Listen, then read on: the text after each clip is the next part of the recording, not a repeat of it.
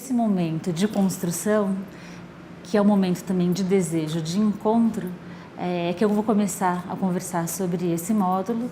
E aí eu já desejo a todos vocês bem-vindos. Vários são educadores, né, de vários locais aí do Brasil. Então, qual é o lugar, né, do que se encontra em relação no momento de ensino e de aprendizagem, né? No campo inicial da educação, então, tem várias correntes.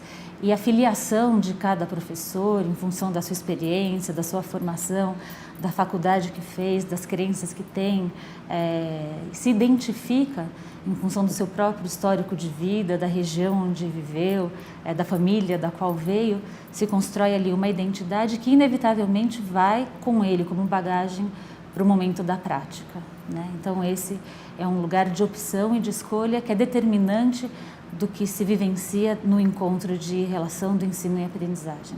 Uma primeira questão que a gente tem que trazer para um aprendizado que seja significativo é quem é o aluno com o qual eu estou me relacionando dentro desse contexto onde eu desejo educação, desejo arte, desejo tecnologia. Para o educador é sempre, a relação da educação sempre vai se dar no encontrar, né? Então, por isso que é uma situação de encontro, no encontrar esse outro no lugar onde ele está. E a partir desse encontro provocar possibilidades, âncoras, né, estabilizações e desestabilizações. Então, ir ao lugar desse outro é fundamental. Então, a primeira pergunta sempre vai ser quem é esse aluno, que pode ser digital, né, nativo digital ou não, né? Para um que não seja, porque eu desejo a tecnologia, qual é o meu objetivo? Para um que seja, como é que essa tecnologia entraria dentro dessa relação que vai se construir? Então, eu trouxe aqui um artigo da Silvana Lemos, que vai fazer referência à definição, então, desse nativo digital, né? Ela vai citar um pesquisador americano, que é o Prensky, e ele diz assim, que os nativos digitais são acostumados a receber informações muito rápido. Eles gostam de processos paralelos e ao mesmo tempo.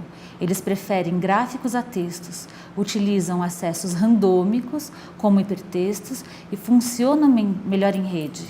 Os nativos digitais preferem jogos do que trabalho sério, entre aspas, né?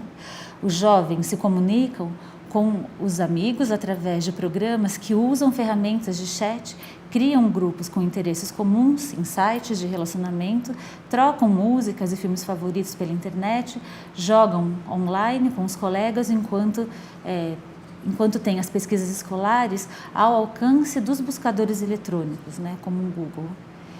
Então ela vai falar que eles possuem uma lógica não linear e mais para frente ela diz assim, que esses nativos digitais são multitasking, né? Que são de múltiplas, simultâneos fazeres, né? Que é também o que o Ken Robinson vai falar num dos vídeos dele, né? Ele conta uma história que é muito engraçada, onde a filha pergunta por que ele usa relógio, né? E aí ele faz uma sondagem na plateia e a maioria usa relógio eletrônico, digital, mesmo relógio ainda de ponteiro. E aí ele, numa conversa com a filha, com seus 13, 14 anos, ele pergunta por que vocês, na sua geração, não têm uso, né? Não tem o costume de usar relógio. E ela vai falar, porque com ele eu só consigo fazer uma coisa, né? E a tecnologia, o celular, ele possibilita muitas mais tarefas simultâneas, né? Que seja todas essas que a Silvana Lemos descreve aqui, então, nesse artigo dela, que é usar, criar, trocar, jogar, né? Tá em interação, registrar, gravar, fotografar. Então, são aparatos de ferramentas concentrados, né? E ele pode propiciar uma infinidade de coisas dependendo do desejo que eu tenho. Então, uma das caracterizações desse aluno que o professor, então, encontra, ou vocês, né, podem encontrar num ambiente de troca e aprendizagem, pode ser caracterizado, pode ser, se em vista disso, o que eu posso fazer, né? Sabendo que eles têm esse uso desse tipo de ferramenta ou equipamento, como é que eu posso lançar mão dessa maneira de se relacionar? Quando a gente enxerga esse aluno, é o lugar primeiro para lastrear a prática que a gente vai realizar. né? O uso da tecnologia, ele não acontece por si só, ele tem que acontecer em relação com a realidade do aluno que tá junto, né? Que está em relação. Então, se ele vai ser um nativo digital, ou se ele é um aluno que não tem contato com essas tecnologias, ou eventualmente, se eu estiver numa sala que é híbrida, quais são as estratégias que eu vou usar para atender tanto um grupo de alunos com determinadas características tecnológicas e outro grupo de alunos, cada qual na sua potência, né? Cada qual podendo lançar mão então da técnica como uma possibilidade, e aí a gente entra numa questão importante, como uma possibilidade expressiva.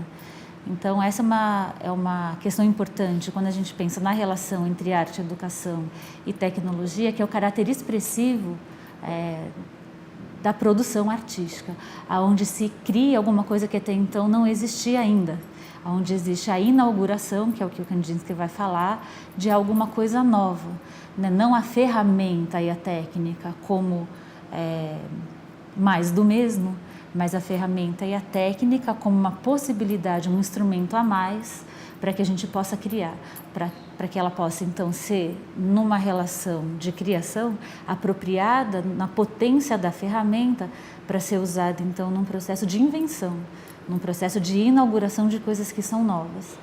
Então, é como se a gente entendesse, né, ou fosse convidado a entender os programas, os sites, a rede, todas as possibilidades de recurso digital, ou que a gente vai chamar então de novas tecnologias, na potência de apropriação para a criação, né? E aí uma coisa interessante primeiro, assim, a gente pode se perguntar quantas anda isso na gente, né? Mas como isso também pode estar presente em outras técnicas, né? Porque a técnica, ou a técnica logos, que é a tecnologia, né? É esse estudo das técnicas, a tekné, a origem grega desse nome, vai remeter a tudo aquilo que é derivado da potencialização da intervenção do homem no meio. Então, tudo que a gente faz desde há muito tempo é técnica, né? Então, em artes, o pincel é uma técnica, a esteca na modelagem é uma técnica. Os instrumentos que a gente usa, o talher, o garfo, são técnicas, né? São fruto de um desejo de expansão da possibilidade de ação do homem no meio. Então, da mesma maneira que eu vou ensinar um aluno a usar de forma potente o pincel, que não é só usar ele na cerda para pintar, mas ele pode usar o cabo para rolar, ou ele pode usar a parte de trás do pincel para fazer bolinhas, eu tenho que olhar para a possibilidade do recurso dessa tecnologia, então, que é a tecnologia digital, da mesma maneira. Não como o aluno se adequando a uma ferramenta ou a um uso regular, né, de um programa computacional, mas ele se apropriar e tomar posse, efetivamente, desse meio como uma possibilidade expressiva. E aí, ao olhar o trabalho de vários artistas dentro da arte contemporânea, é exatamente isso que a gente vê. É o uso irregular, é o uso não previsto, é o uso imprevisível, criativo, né, que ultrapassa a ordem normativa de uso das ferramentas. E é nesse campo que a arte, então, inventa e cria novas possibilidades que interferem e constroem novas formas de relação ou apontam para a possibilidade de novas formas de relação do sujeito com o mundo, que é a parte mais legal.